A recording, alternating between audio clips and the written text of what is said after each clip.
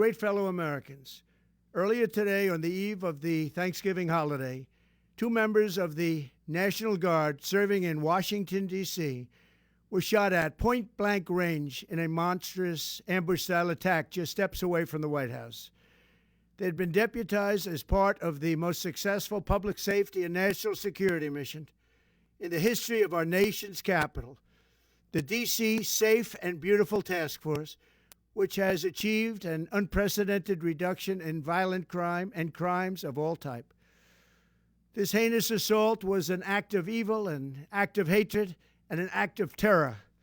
It was a crime against our entire nation. It was a crime against humanity. The hearts of all Americans tonight are with those 2 members of the West Virginia National Guard and their families. The love of our entire country is pouring out for them, and we are lifting them up in our prayers. As we are filled with anguish and grief for those who were shot, we're also filled with righteous anger and ferocious resolve. As President of the United States, I am determined to ensure that the animal who perpetrated this atrocity pays the steepest possible price. I can report tonight that, based on the best available information, the Department of Homeland Security is confident that the suspect in custody is a foreigner who entered our country from Afghanistan, a hellhole on earth. He was flown in by the Biden administration in September 2021 on those infamous flights that everybody was talking about. Nobody knew who was coming in. Nobody knew anything about it. His status was extended under legislation signed by President Biden, a disastrous president, the worst in the history of our country. This attack underscores the single greatest national security threat facing our nation.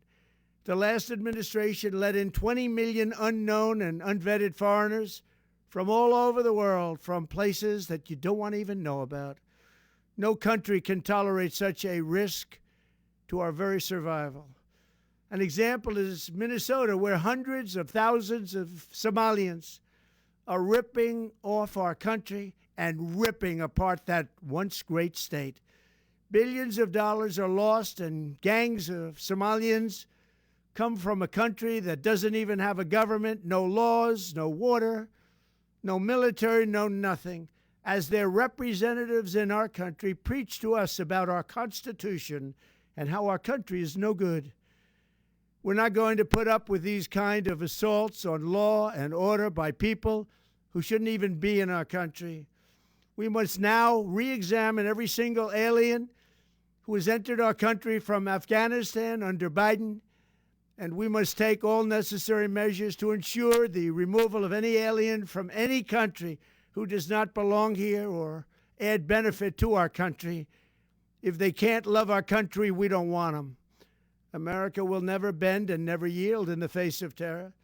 And at the same time, we will not be deterred from the mission these service members were so nobly fulfilling.